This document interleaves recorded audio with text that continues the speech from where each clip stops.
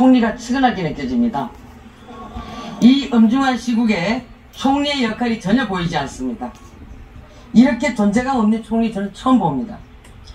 조지아주 근로자 구금 사태, 왼쪽 김민석 국무총리, 미국의 관세 협상 압박, 연이어 터지는 군사고, 홍수와 가뭄, 대한민국 총리는 도대체 어디 있었습니까?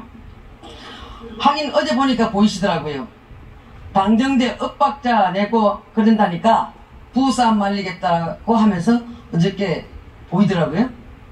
부싸움을 말려놓으니까 오늘 하는 모습들이 참 과간이 아닙니다.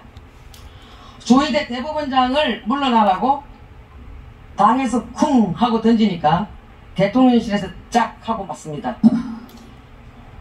우리 총리께서도 대법원장 물러나야 된다고 생각하십니까?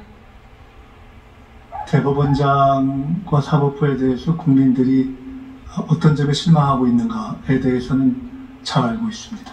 아니 물러나야 된다고 생각하십니까? 충분히 말씀드린 것 같습니다. 총리는 얼쑤하고 답한 거네요. 당정대가 쿵짝 얼쑤하고 있습니다. 조희대 대법원장 제가 무엇이기 때문에 물러나야 됩니까? 자기에게 불리한 재판을 했다고 대법원장을 물러나라 하는 정권은 저는 보다 처음 봅니다. 한술 더 떠서 선출된 권력이 위에 있다고 했습니다. 선출된 권력이 헌법 위에 있다고 생각하십니까?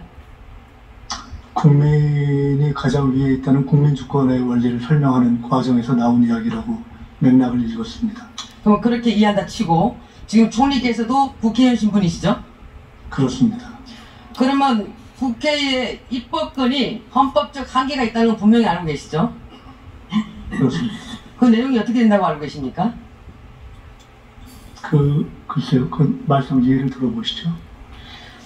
국회의원 신분이신데도 입법을 수도 없이 했으면서도 거기에 대해서 입법권자의 어떤 헌법적 한계에 대해서 그렇게 모르신다면은 앞으로 헌법 제37조 2항을 다시 읽어보시기 바랍니다. 대한민국의 헌법이 유린되고 무너지고 있습니다. 지금 K-팝은 나라를 일으키고 있는데 민주당과 대통령실은 나라의 기본을 무너뜨리고 있습니다. 총리, 최근에 군 사고가 연이어 터지고 있습니다. 정말 귀중한 우리의 아들들이 군대에서 억울하게 사고당하고 있는데 총리는 뭘 했고 누가 책임지는 겁니까? 군에서의 각종 사고에 대해서는 국방부에서 최대한 함께 국방부 장관과 의논을 하면서 하나하나 대처를 하고 있습니다. 누가 책임집니까? 그것은 국가가 그리고 정부가 근본적으로 책임감을 가지고 대처하고 있습니다. 자, 중대재해처벌법 만든 게 민주당 정권 맞죠? 다시요? 중대재해처벌법. 네. 산재사고가 일어난 기업을 대통령이 직접 문책했죠? 대통령이 문책했다기보다는 비판을 했죠. 문책과 비판이 다른 겁니까? 문책은 법적 책임을 가진 차원에서 하는 것이기 때문에 좀 다르다고 봅니다. 자, 최고 경영자가 직접 책임져라. 이게 이재명 정권 철학 아닙니까? 최고 경영자건 아니면 근로자건 각각 자기의 책임 한도에 맞는 책임을 명확하게 과하지 않게 또 질 것은 지는 것, 그것이 올바른 책임의 원리라고 생각합니다. 자, 그럼 이번에 군사건 관련돼 가지고 총리, 대통령, 장관 줄줄이 책임지고 물러나야 되는 거 아닙니까? 한번 말씀해 보세요. 그 내용들을 확인하면서 저희들이 책임 확인하고 있습니다. 책임이 정해지게 되면 중대재해법 논리로 인해서 총리도 책임지고 물러날 생각 있으십니까? 별로 적절한 예가 아니라고 생각하는 것은 의원님께서도 잘 아실 거라고 생각합니다. 자, 총리는 1985년 서울 미국 문화원 농성 사건 핵심 인물이죠. 네, 거기에 관여되어 있습니다. 그렇죠? 저기 앉아 계시는 정청래 대표는 1989년 미 대사관 증거, 폭탄 투척, 방화 미수 사건을 주도한 혐의를 받았죠? 문제 자체가 국익 걸림돌이라는 제목의 화면이 띄워졌습니다. 저 때를 지금 국회에서 말씀하시는 것이 어떤 의미가 있는가 생각하고 있습니다. 답변이 싫다 이 말이죠? 처지가 바뀌어서? 그렇게 이해하겠습니다. 쉬운 것이 아니라 자, 현재의 정치 상황에 연결시키려는 어떤 논리가 가능할까 생각해보고 있었습니다. 자, 야반도주 임명한 이것을 강행한 최규진 장관은 천안함이 이스라엘 잠수함이 충돌했다는 황당한 음모론까지 유포했습니다.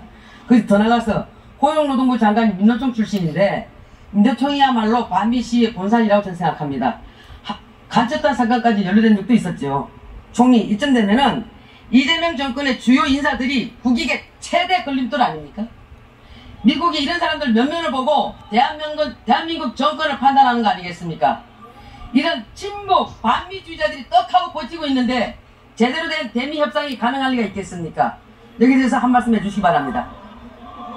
국익의 최대 걸림돌이었던 많은 장관들로 구성되었던 윤석열 내각, 그 시기를 극복하기 위해서 최선을 다하고 있습니다. 동문서답하고 계시는군요.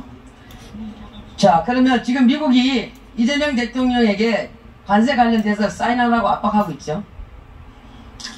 협상이 진행되고 있습니다. 지금 안 하는 겁니까? 못 하는 겁니까? 불리한 것을 또는 우리에게 유리한 국익이 최대한 확보되지 않은 상태에서 바로 사인해라 이렇게. 근데 기간이 갈수록 겁니다. 자동차세와 부품 관세는 계속 25%로 가고 있죠? 그렇습니다. 이것은 국익에 반합니까? 반하지 않습니까?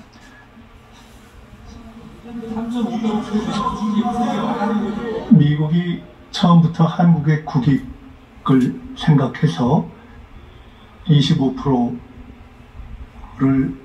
요구하지 않는 그런 상황이었다면 훨씬 좋았겠죠. 그러나 우리는 그러한 상황에 기초해서 첫 협상을 시작한 겁니다. 방어 잘했다고 얘기하고 싶은 거죠? 별로 그렇게 드릴 말씀이. 이게 안 하면 국익에 위반되는 것이고 못하면 외교에 문제가 많은 것입니다. 자, 제가 한마디 드리겠습니다. 우리 사랑하니까 헤어진다는 말이 있습니다. 저기 앉아 계시는 정청래 대표와 동반 사태에서 이재명 대통령 짐 좀 들어줄 생각은 없으십니까?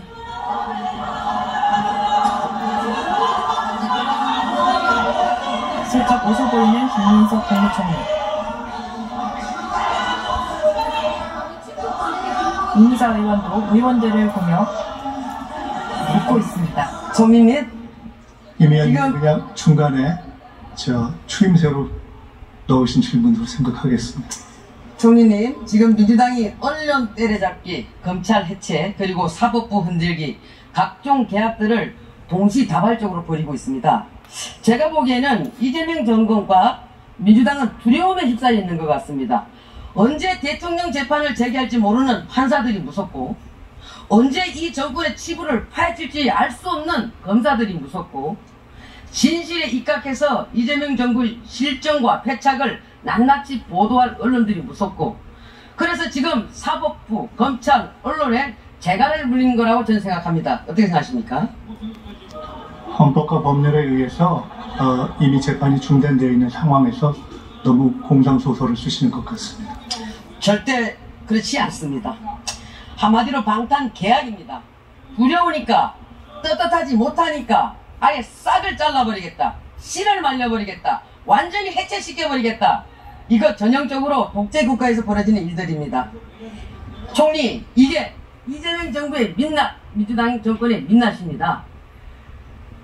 본인 인생에서 민주화 운동에 하신 것을 제일 자랑스럽게 여기신다고 저는 생각하고 있는데, 근데 왜 총리는 민주주의 파괴하는데 앞장서고 계십니까?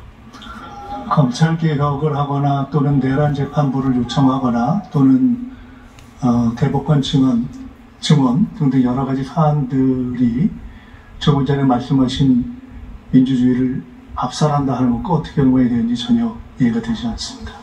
근데 많은 국민들이 그렇게 생각하고 계시는 겁니다. 자, 그 다음은 지금 이 정부와 민주당이 선무당 사람다듯이 하고 있는 검찰 개혁에 대해서 한번 봅시다. 지금 이재명 정부가 추진하는 이 검찰 개혁의 롤 모델이 이것을 핵심적으로 참고한 사례가 어디고 어느 나라 제도를 롤 모델로 삼았는지 알고 싶습니다. 여기에 대해서 한 말씀 해주시기 바랍니다. 우리나라에 지금 진행되고 있는 개혁은 국민들의 경험에 기초해서 국민들의 요구에 따라서 우리의 현실에 맞게 만들어가는 것입니다.